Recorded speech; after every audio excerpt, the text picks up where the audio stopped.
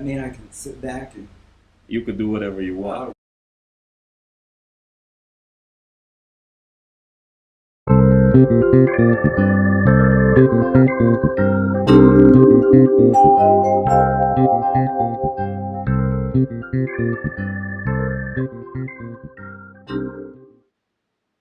We are back with Dr. Kokai.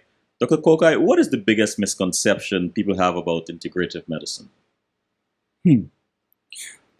Let me, integrative medicine, it started off as holistic medicine, right? And then from a holistic, it was alternative medicine. And then it was complementary and alternative medicine. And now it's integrative medicine.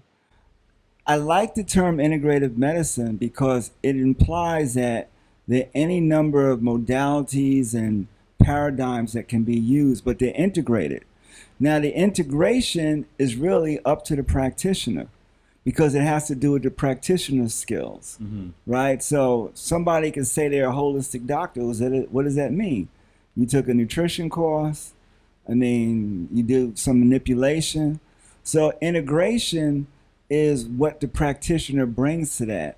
And it at least leaves an open, like a doctor's visit should be an open-ended visit as opposed to one where the doctor, oh yeah, you got chest pain, and you go through a series of questions and they're writing a prescription for diagnostic tests and things like that. That's what Western medicine has been reduced to. That's not integrative. Integrative implies an open-ended process where a physician or practitioner has the freedom to begin to look at different ways, look at a problem from different angles, and integrate what they know about health and healing into a stratagem for diagnostic and therapy. Now, I just created my own definition of that, but that's how I see integrative medicine. Right. Talking about physicians' relationship with patients, what are some questions you believe need to be asked of our physicians that many of us don't ask or don't know we need to ask? Wow.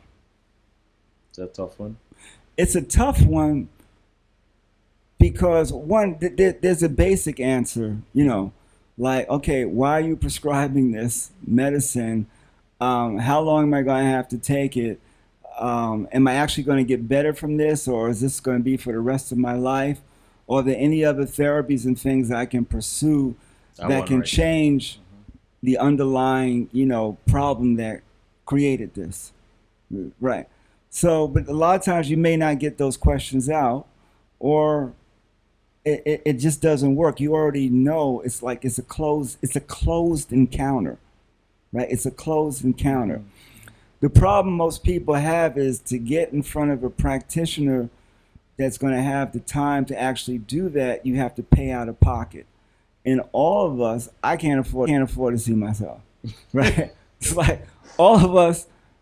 We're paying out the nose to get decent health care, and we're trying to figure out how to play the angle. So we do the low premium, but if you get sick and in the hospital, your deductible is $4,000 or something crazy. If you pay the high premium, then you're stuck with a monthly bill, and you can't switch for the year. And there are no out-of-network practitioners that you can actually choose from. It's a racket. It's locked, right?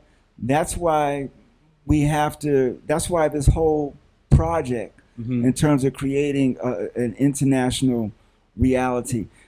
If you read the definition of traditional medicine by the World Health Organization, right, it speaks to the fact the sum total of the knowledge, skills, practices that flow out of the beliefs, the thinking, whether inexplicable or not, indigenous to cultures around the world, used to maintain health and prevent disease, right?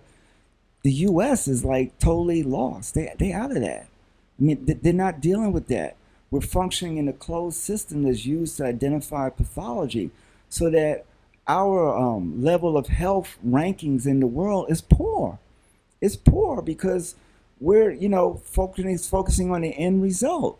Even if they open more hospitals and clinics, it's not addressing. I mean, physical reality, the physical plane, if we can get metaphysical, right? Yeah. The physical plane is the end manifestation of a whole series of things that are happening, right? And that series of things, in terms of the kind of chaos that's happening at the mental, emotional level, is then mirrored in our physical environment in terms of the type of chemicals that have inundated our food, um, our practices with respect to the land and the soil. It's created a whole destructive atmosphere. And because Western culture is so juvenile, young, with respect to understanding about balance, understanding about mind and body. I mean, it's still quoting Freud, and I mean, it really, the opportunity to fix that, let alone dealing with people that are coming from different cultural streams. You know, our children that are different kind of energy vibration that you just can't handle in your classrooms, let alone in terms of how we experience our own health and morbidity. It's just not working. It's not working. Um, and I remember at one point when I first started, I had my practice right in the heart of the community. I was in Bedford-Stuyvesant, right? And you know what? I couldn't do it. I couldn't do it because I was basically going to be used as an emergency room, right? Because folks' needs were so pressing and immediate, and their lives were so strung from moment to moment in handling things that it's not my nature to be able to practice that way, because I'd already was gearing to look at a different picture. So when I started practicing, I moved my practice from Gates Avenue to Park Avenue South, just like that, and got exposed to a totally different reality in Manhattan that allowed me just to see what the wealthy, what people that have means were actually doing, how they thought, the types of modalities and therapies that were out there. Because an important distinction here is that in that definition of traditional medicine, so Western medicine is one product of Western culture, but Western culture is multifaceted. They've tried to throw homeopathy away. It's been picked up by the rest of the world, and now it's back here, right? You got chiropractic, craniosacral therapy, applied kinesiology. Because of the socioeconomic status that Western privilege has provided folks within the world community, they've had a chance to dabble in Chinese medicine, Ayurvedic medicine, you know, so that these things are available. But unless you're within a certain economic class, you really don't hear about it too much. I mean, acupuncture now has come down. You got community acupuncture. You got folks that have the skills and are of mind to offer it at a community level where it's really affordable. But, or if you go to Chinatown, my God, they'll divide up a room with 20 spaces, and each space is filled with someone getting acupuncture, because that's part of the culture in terms of how it was given. But, you know, so I don't know if I'm answering your question. No, but you are. I mean, you started off with this global, the importance of creating this global. Right. We are, something has to change. So this, I'm trying to be an agent of change, but I want to step back because it's not necessarily my story. It's everybody else's story. It's what your grandmother did. It's what they did at home. When we talk about it, we look at different African traditions that have come, Akan, Yoruba. We see the different offsprings of that and how it's manifested differently, Bukumba, Condomble, Santeria, in other parts of the world. But these cultural vibrations also carry the information about healing, about plants, not just in terms of their biochemical reality, but in terms of their bioenergetic reality. You know, folks need to learn how to clean their energetic space, you know, before they go out and at the end of the day. You know, there's so much that culture helps to prescribe that that we have lost and we need to pick back up. What is one example of an energetic cleaning? I mean, for those who might are listening, that might be very curious. What is one example of that? Well, it goes by different names in different cultures, whether we're talking about Reiki, pranic healing, Qigong, or energetic passes. But the reality is always intention, you know, or in the church, the laying on of hands, or just prayer, right? It's intention, it's consciousness, right? And this is what African culture provided me, and what when I should have been studying for my boards and I was looking at books like The Dancing Wu Li Masters and The Tao of Physics, physics has turned Western reality upside down. Because physics is saying that the everyday biochemical reality that we function in is such a small, limited aspect of reality. And that the truth is that we could say all is mind, right? That there's one consciousness, there's one reality that underlies everything, right? So when you understand that, then how do you want to organize your medicine, right? How do you want to organize your approach then to dealing with stuff, right? Knowing that a part of that infinite divine intelligence is also in you, right? But you're cut off from it. You're disconnected from it. Your emotions block you from realizing it. Your emotions block you from realizing your higher self. Your low vibration, your habits, what you eat, keep you in a whole cesspool of thinking, of fear-based thinking, of reacting to different situations. We see that going on the planet all the time. I just see even reaction within our own communities to Ebola. You know, we're looking at, you know, like the white man has done it again. He's fixed this virus and mutated, you know, this thing, and now it's going to get us. You know, I can't go there. You can't. I can't go there because there are always going to be people in your daily life, whether it's people that you meet, people on the world plane, governments, that they're going to stoop to whatever. You can't go there. We have to raise our vibration in such a way that the answers for what we need to do is going to come to us. Now, this is where, so I'm a man of spirit in that sense, that I believe that, not that I believe that some hand is going to swoop down and do stuff, but I believe if we keep our vibration, just hold on to the light and really try to dig deep within ourselves, we're going to find solutions both to our personal problems as well as to the problems of the world at large. And for people of African descent, a lot of that has to do with them really going and digging into their own cultural roots, their own cultural past. That reminds me, when we first started this conversation, this functioning at the high vibration and then becoming a magnet for the things that we seek or the things that we intend, and these things somehow appear. And I remember you talking about hanging out on Lenox Avenue at a certain corner. UCLA. UCLA. Yeah. And then there was these different people, right, with different knowledge and right, and skills, right, that were right within reach. Right. I mean, I don't want to say how do you explain that, but that seems to be attracting or finding yourself in a position where these things. Well, put it this way: what I'm talking about is available to everybody. Right. Right, and all of us utilize it in some way. We utilize our intuition, our sixth sense, our dreams, but what we don't really do in many instances is cultivate it. I took care of one of the wealthiest people. He was the wealthiest black man in the country at the time, and Reginald Lewis, right?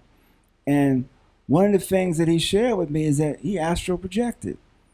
He astral projected into boardrooms and other things, right? So that it helped him build his financial empire. You know, I mean, look, that's his story. Right. Right. Right. And all I'm saying is that I want people to really begin to share their stories, because once the genie is out the bag, there's something called morphogenic fields by the Dr. Rupert Sheldrake, actually laid out in scientific studies showing that if you teach uh, a mouse how to run a maze here in the United States, right, and the mouse over in Europe that never got exposed to that maze will learn it that much quicker, right? That whole information will be amplified. Do you understand what I'm Yes, saying? I do understand. So there are energetic planes where information travels. There are other energetic planes that we're never separate, on that level. And I'm saying we need to raise our vibration so that the answers that we need are right there in front of us when we need them. I believe that is possible because I have had personal experience of that. I mean, now that you I know mention you it, have. You better share. I've had some personal because I am both creative and technical. When I am troubled, I am most comfortable and most happy when I'm writing some software, I'm trying to figure out something complex. I have this determined personality that if something bothers me, I have to figure it out. Right. And my girlfriend would tell this to anybody, I will not go to bed, I would have to figure it out. And I have discovered, even with this whole setup here, this whole program, I have discovered solutions that I could not find anywhere in Google or anywhere. But it just happened like that. Right. And I said, no, this just can't be me. This came. And it came from somewhere, from some source. Right. So I've had those, I mean, now that you mention it, I realize, wait a minute, this is possible. It does work. So can you imagine then as a doctor, as someone who's supposed to be taking care of people, there was a certain point where I had to really rely on that. Do you understand what I'm Yes, saying? I do. I had to rely on that in a very profound way in order to figure out what's happening patient after patient, right? So after a while, that becomes like it's just there for you. Now, look, most people come into office, it's pretty simple and straightforward, but there are people that come in that it's really important to create the space where they can authentically be themselves and share what's going on. Because if they never do that, there's no real opportunity for healing to take place. Because most of the problem stems from other things that have happened. Now, I'm not necessarily saying I'm doing psychotherapy or anything in the office, but there are energetic ways to approach imbalances and things that happen with people. There are ways to, from energy medicine, using things like applied kinesiology to bring up things that have actually happened, to clear things, right? To look, at what's behind things, right? Even biochemically, there are ways to do that, and use of botanicals. Botanicals aren't really understood. You can understand them biochemically, you can understand them energetically in terms of a system like Chinese herbs. You can sleep with them and understand them that way. Like my sister friend Tyoma, who goes and gives tours in Prospect Park. You just go and just sit with the plant, just stand with the plant, and just feel that energy coming on. There was one of the things I was really moved by. His brother is since deceased. When I was in South Africa, I had an opportunity to spend time with a brother. He used to divine with a rope. He would drop the rope, and how it would fall. He would start reading stuff. And at the time, I had just given my motorcycle away. He didn't know I had a motorcycle. He said, if you had kept that motorcycle, you would have had a bad accident. Because he asked me, I said, oh, motorcycle, how'd you know that? Right?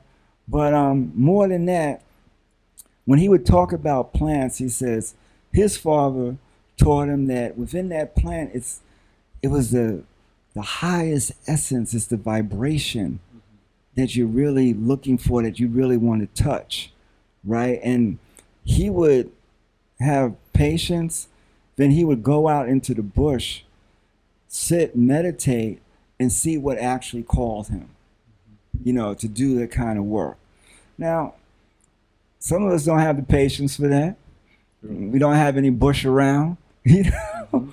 But, you know, being in nature is a different experience being in nature versus like living in concrete in terms of your senses. Some of your senses get truncated here being among. So you got to figure out ways to keep yourself tuned up and open.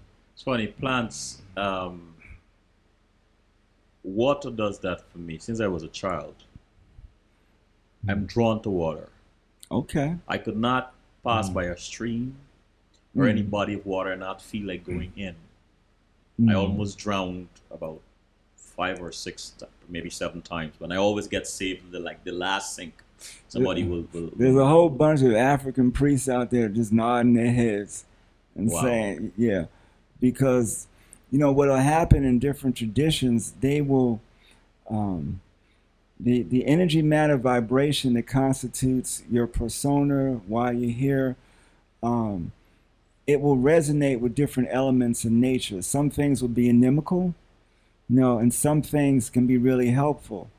In African tradition, people train to learn how to work different elements to actually cultivate them, you know. So, you know, and I hear this as I hear people talk. You know, for me, it's taking care of people. Taking care of people is like, that's like my food. You know, this whole social network thing that I'm starting, that I feel like that has to be done, and I'm really called to do that. But you know, I would always want to be in somehow taking care of people because I'm nourished by the spirit of people. You know, when they're there and they're sharing this way, and we actually connect. It is interesting how doubt interrupts these messages, for the lack of a better term or better word. I'm sitting here just enthralled by what you're saying, because a lot of things are going on in my head, experiences I've had since childhood and so on and so forth, that I would just shrug aside or pushed aside. Go get a reading, brother. thinking that, wow, this can't be. I mean, the ability to be here and find myself in somebody. I may lose some of my audience, but find myself in somebody's home or one of my relatives, my sisters or brothers and so on. I'm thinking it's just my imagination, but I can just see someone who just made shouted at something or had an argument or say something offensive or so on, and I would pick that up and then I would just push it aside. One thing I know I experience a lot is I love to, when I'm telling stories, or I love to give analogies, and I would use these real life analogies, and it happens too often to just be coincidence that whatever analogy I give the person, somehow or the other, it seems to be Right. what is actually happening in their lives. And I shut it down. It's when you don't think about it. Yes. Right. You just let it happen. It's almost like it's not even you speaking. It's just in that moment, this is what you need to say. You know, It's you're just- talking about that. Let me just read. G said, very important and timely conversation. Patrick said, great conversation. What is interesting, one of the things that I practice a lot is obedience to the flow. I had questions for you, lots of different structured questions, and you came here and we are talking, and I must have asked maybe 1 or 2 questions from the paper. Why? Because the flow to me is mightier than what I might have prepared, and it flowed naturally, and I believe that is the way it was supposed to flow. And it's interesting because I feel that this is just the tip of the iceberg of our conversation. So I'm going to invite you to come back. Okay. Right, and soon. So because this network you were talking about, I've just gotten a glimpse of it. We have an event December 7th. If people either go to my website, myhealthmattersnow.net, there's myhealthmattersnow.net. There's a little box on the homepage they can click off so they can get an invite. Okay. Because we want to do it by invitation only. but that's like our inaugural event because there are other aspects to this whole um, global healing network that we're going to unveil in terms of what it is that we're trying to do and that we will do, right? So I invite people to share that. I invite people to comment on what the little story I put up about myself, because in the questions and comments, I'm going to get to share more about this, because as I told you, I'm very much in the moment and just talking and sharing, and I just have to wait for what comes through. What are you most proud of, Dr. Kokai? My children. Your children. Right. Looking back at your accomplishments, what would you tell your or let's put it this way: if you could go back in time, what would you tell your 15-year-old self? Wow. I've never done that. That's an interesting exercise. I would say, just get ready. Get ready. Get ready. When I was when I was in Mozambique, I remember I was sitting down. They had a dinner for me at the time, and I was the only one not eating meat. They were looking at me like I was crazy, but they gave me a statuette. They gave me a carving, and it was a warrior with all kind of armaments and everything. I'm like, why are they giving me this? This is really nice. They said, well, get ready, because symbolic, because the reality here, living under this kind of like the constant, the day-to-day financial stress. Doctors are definitely not immune to that. Trying to worry about your kids, so I love my children. That's like my deepest love, right? And I'm proud because I see the spark of genius in all of them, and like any parent, I want that to have the opportunity to not be smothered. So every parent is hurt by what they see, what's happening with black youth around the country, so we live in really difficult times, and I'm glad to have the opportunity just to make this offering in terms of setting up this network for the little piece of healing and stuff that I can generate. I'm just really grateful to have that opportunity. So when I was 15, I didn't really have a clue at that point. It's so blurry. I can't remember, what's that, 9th, 10th grade? I was a kid that was bussed into a high school where I remember just struggling with being black and stuff. I remember when my history teacher said, it was Muhammad Ali, Joe Frazier frat, and he was laughing. He said, oh, guess who's going to win? And he said the N-word. He said the N is going to win. And he just thought it was just a big joke and stuff, right? And I didn't even know how to take stuff in. Like, there was just so much going on. I just I pulled in a bit, right? It's funny, my best friend, who was really brilliant, he started a chapter at our little high school in East Meadow of the Black Panther Party.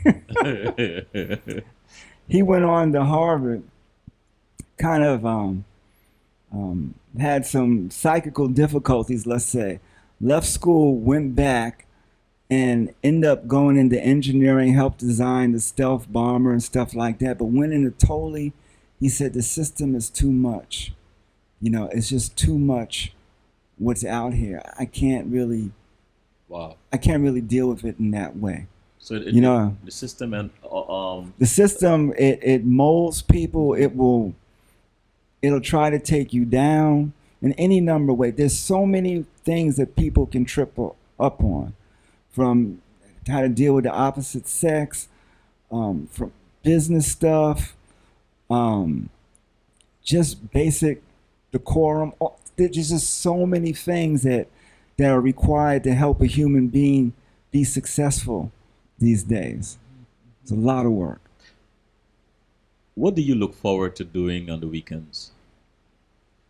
Well, my weekend is usually Sunday, Monday, because Mhm. I tend to work on Saturday, right? Um, I'm a clan person, which means that I tend to usually I hang out with my kids, my grown kids for a bit. Mhm. We hang out, we relax, we talk, Mhm. right? I love hanging out with my wife and my youngest child.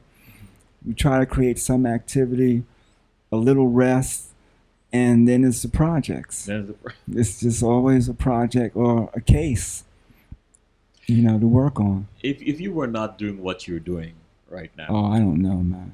What what I'd would be you doing? try? What would you try? Would I'd Well, like to try? my son and I, we practice guitar. I Okay. love music.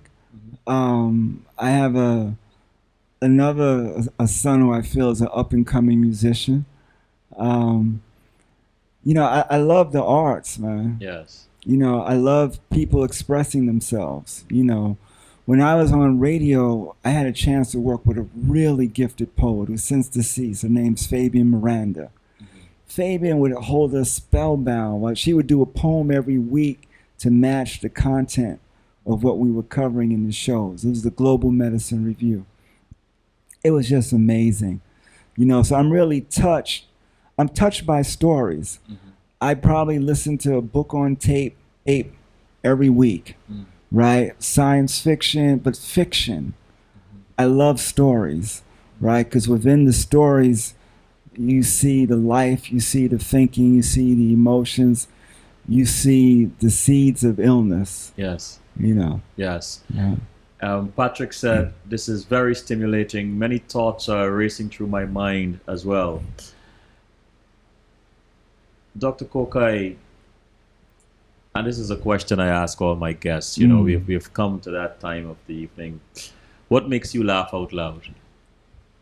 Wow. It makes me laugh out loud a lot. I mean,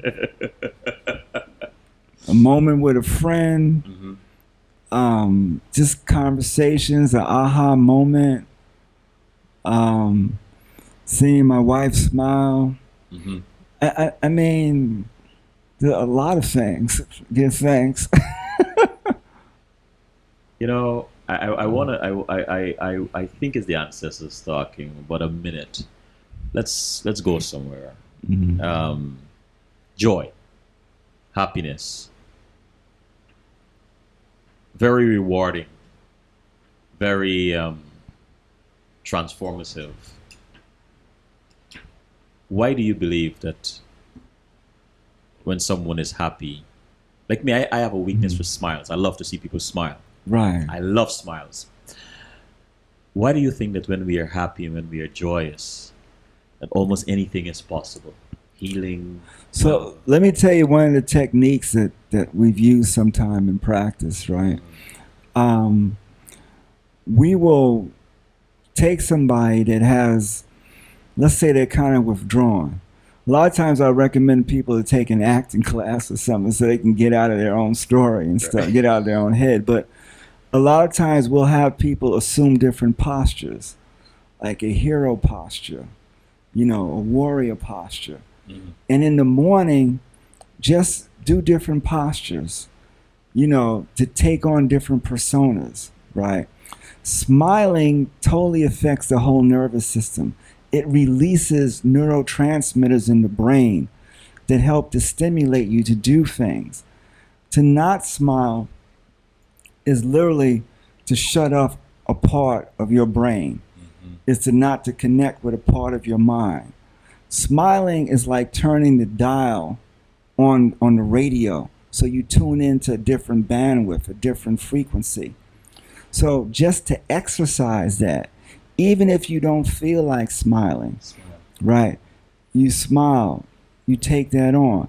So the thing, these are kind of like self-evident truths that we kind of know intuitively, but the key with healing is to try to present it in such a way that your client or patient is willing to take it on because you said it in a way that they can appreciate it and they can do what it is that you asked. If not, it's just like trying to tell somebody, well, go lose weight, go change your diet.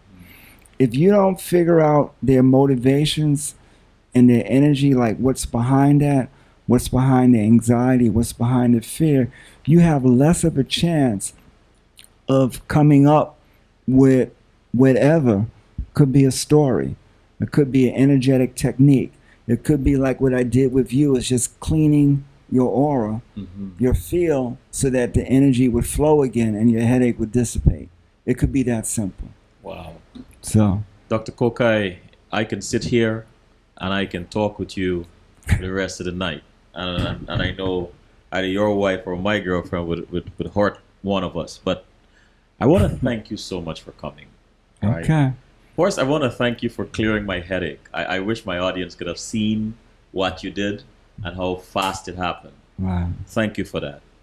Maybe this headache was prepared for you, so that when you came, I felt like I was being tested. yes, I said, when brother you came, said, it's put like, me on the okay, spot. We're gonna test him here Right. tonight. We're gonna test him.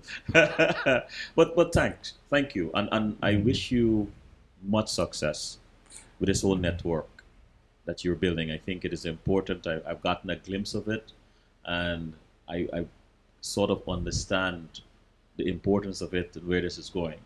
So I will do whatever I can. And thanks for your show, your professionalism, and giving me a chance to come back out in the public eye.